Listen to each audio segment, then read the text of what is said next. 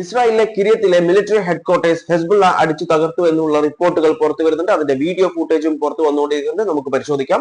അതുപോലെ ലബനാനിലേക്ക് നോക്കിക്കഴിഞ്ഞാൽ ലബനാനിലെ സദേൺ ലബനാനിൽ വലിയ തരത്തിലുള്ള അറ്റാക്കാണ് ഇസ്രായേൽ നടത്തിക്കൊണ്ടിരിക്കുന്നത്. ഒരുപാട് പേർ കൊല്ലപ്പെട്ടിട്ടുണ്ട്. അതിന്റെ വീഡിയോ ഫൂട്ടേജും ഞാൻ ഇതിലൂടെ പ്ലേ ചെയ്യാം.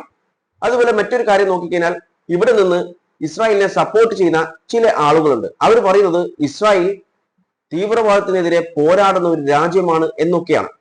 എന്നാൽ അവരുടെ യഥാർത്ഥ ഉദ്ദേശം എന്താണെന്നുള്ളത് അവിടുത്തെ തന്നെ ഫിനാൻസ്, അതായത് ഇസ്രായേലി ഫിനാൻസ് മിനിസ്റ്റർ പറയുന്ന ദൃശ്യങ്ങൾ ഇപ്പോൾ പുറത്തു വന്നിട്ടുണ്ട്. നിർബന്ധമായിട്ടും കേൾക്കുക, ഞാൻ പ്ലേ ചെയ്തു തരാം. അതുപോലെ നമുക്കറിയാം ഒരു ഡീൽ നടക്കാൻ പോകുന്നുണ്ട്, പീസ് ഡീൽ.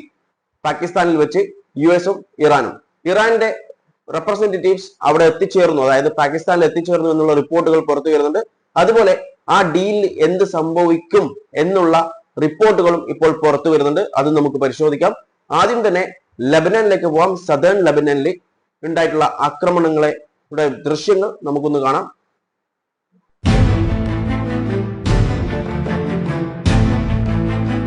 ഇപ്പോൾ കണ്ടിട്ടുള്ളത് സദേൺ ലബനാനിലെ നെബൈറ്റി എന്ന് പറയുന്ന ഒരു സ്ഥലമാണ്. അതിലെ ലോങ് വ്യൂ ആണ് നമ്മളിപ്പോൾ കണ്ടിട്ടുള്ളത്. ഇനി അതിന്റെ അകത്ത് ചെന്നിട്ട് അവിടെ എന്താണ് സംഭവിച്ചിട്ടുള്ളത് എന്നുള്ള വിഷ്വൽസും കൂടിയുണ്ട്. അവിടുത്തെ ഗവൺമെന്റ് ഓഫീസിന് അടക്കം അടിച്ചിട്ടുണ്ട്, ഹിറ്റ് ചെയ്തിട്ടുണ്ട്. നമുക്ക് കാണാം.